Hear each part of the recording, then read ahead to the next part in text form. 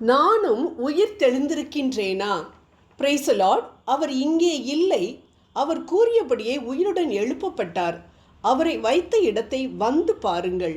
மத்தேயு எழுதிய நற்செய்தி 28வது அதிகாரம் 6வது இறைவார்த்தை. அவர் கூறியபடியே எழுப்பப்பட்டார். ஆம், இயேசுவை குறித்த தீர்க்க தரிசனங்கள் நிறைவேறியதையும் இயேசு தன்னை குறித்து சொன்ன வார்த்தைகள் நிறைவேறியதையும் நாம் விவிலியத்தில் காண்கின்றோம். மனிதர்களாகிய நாமும் ஒரு காரியத்தை சொல்கிறோம், அநேக நேரங்களில் அதை நிறைவேற்றவும் செய்கின்றோம்.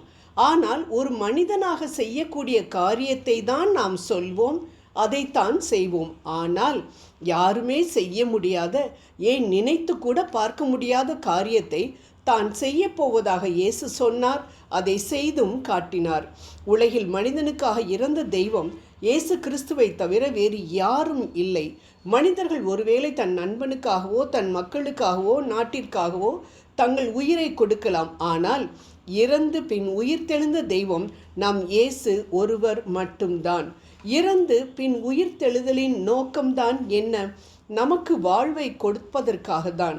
ஆம், ஆதாமையும் ஏவாளையும் உருவாக்கிய பொழுது அவர் அவர்களுடன் ஏதேன் தோட்டத்தில் பேசிக்கொண்டும் உலாவிக் கொண்டும் இருந்ததையும் பழுகி பெருகி உலகை ஆண்டு கொள்ளுங்கள் என ஆசீர்வதித்ததையும் தொடக்க நூலில் நாம் வாசிக்கின்றோம். ஆனால் அவர்கள் பாவம் செய்து தங்கள் மேலும் தங்கள் சந்ததியான மனுக்குலம் அனைத்தின் மேலும் மரணத்தை உடலளவிலும் ஆன்மாவிலும் வருவித்து கொண்டார்கள். எப்படி மரணம் வந்தது? நீ பாவம் செய்யும் நாளில் சாகவே சாவாய், தொடக்க நூல் 2:17 என்று ஆண்டவரின் சொல்படி பாவம் செய்ததினால்தானே.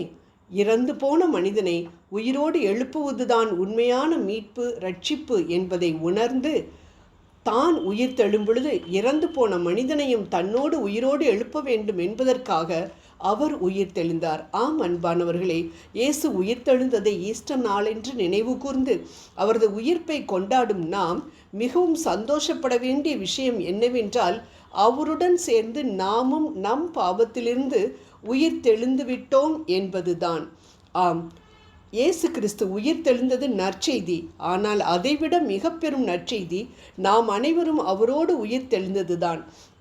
இதைத்தான் புனித பவுல் எபேசியருக்கு எழுதிய திருமுகம் 2ஆம் அதிகாரம் 5-6 இறைவார்த்தைகளில், குற்றங்களின் காரணமாய் இறந்தவர்களாயிருந்த நாம் அவ்வன்பின் மூலம் இணைந்து உயிர் பெறச் செய்தார். நீங்கள் மீட்கப்பட்டிருப்பது அந்த அருளாலேயே. இயேசு கிறிஸ்துவோடு இணைந்த நிலையில் நாம் அவரோடு உயிர் தெழுவும் விண்ணுலகில் அவரோடு அமரவும் செய்தார் என்கிறார். என்ன அருமையான வார்த்தைகள் பாருங்கள். இயேசு கிறிஸ்து உயிர் தெழுந்த பொழுது நாமும் அவரோடு உயிர் தெழுந்து அவரோடு விண்ணகத்தில் அமரும் பாக்கியத்தை பெற்றிருக்கின்றோமாம். ஆம், இயேசு சிலுவையில் அறையப்பட்ட பொழுது நமது பாவங்கள் அனைத்தும் அவர் மேல் சுமத்தப்பட்டது.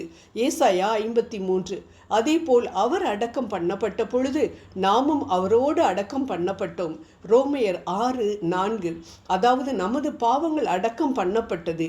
எவ்வாறு அவர் உயிர் தெழுந்தாரோ அதேபோல் நாமும் அவரோடு ஒன்றித்து உயிர் தெழுவோம். ரோமையர் 6:5. ஆம், இந்த விவிலிய உண்மையின்படி அன்பானவர்களே, இயேசு கல்லறையை விட்டு வெளியில் வந்த பொழுது தனியாக வரவில்லை. அவரோடு புது உயிர் பெற்றவர்களாய் நீங்களும் நானும் அவரை போல கம்பீரமாக வெளியில் வந்திருக்கின்றோம். இதை நாம் ஒரு காலும் மறக்கக்கூடாது. இது எப்பேற்பட்ட சந்தோஷமான காரியம்! கல்லறையிலிருந்து வெளியில் வந்தவன் திரும்பவும் புழுவும் பூச்சியும் இருக்கும் கல்லறைக்கு போக விரும்புவானா?